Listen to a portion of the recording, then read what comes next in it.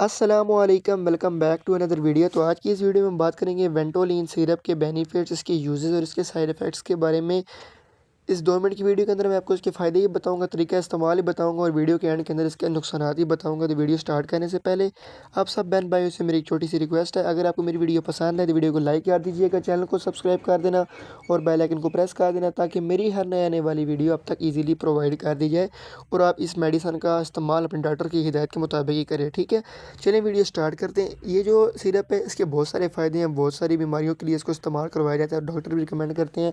Number 1 पे अगर आपको खांसी है, अब खांसी के अंदर भी कैटेगरी आई है। खुशक खांसी के लिए आप इसको इस्तेमाल करवा सकते हो। स्पेशली बलगमी खांसी के लिए भी आप इसको इस्तेमाल करवा सकते हो। अगर आपके गले में बलगम जमी हुई है, आपको खांसी आती है, उसके साथ वो गंदगी सी आती है, बाहर बलगम आती है, तो आप उस चीज़ के लिए इसको इस्तेमाल करेंगे तो आपकी बलगमी खांसी भी सेट हो जाएगी। ठीक है।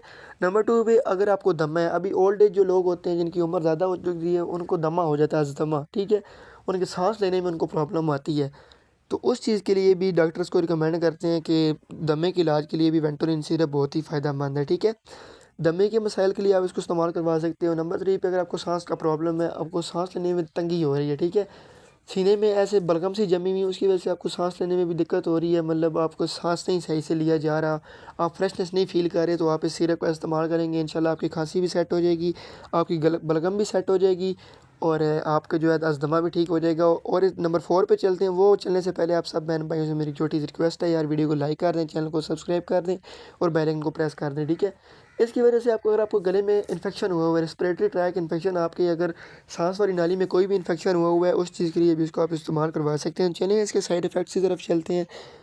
इसके साइड इफ़ेक्ट्स मैं आपको बताता हूँ, इसकी वजह से नुकसानात आपको क्या क्या हो सकते हैं। तो यार उससे पहले आप मेरी वीडियो को लाइक कर दें, चैनल को सब्सक्राइब कर दें ताकि मेरी इसी तरह की मज़ीद इन्फॉर्मेटिव वीडियो आप तक ईज़िली पहुँच सकें। इसकी वजह से आपको हेडेक भी हो सकता है, वॉमिटिंग हो सकती है, नोज़िया हो सकता है और भी बहुत सारे मसाइल हो सकते हैं। तो इसलिए आप जब भी ये मेडिसिन लेने डॉक्टर की हिदायत के मुताबिक ही इस्तेमाल करें। उल्टी आ सकती है, आपको मतली हो सकती है और हेडेक भी हो सकता है। ये थी आज की वीडियो। उम्मीद करता हूँ आपको मेरी वीडियो पसंद आई होगी। इंशाल्लाह मिलते हैं अगली वीडियो के अंदर। इतनी देर के अपना ख्याल रखिएगा और दुआओं में अपने भाई को याद रखिएगा। अल्लाह हाफ़िज़।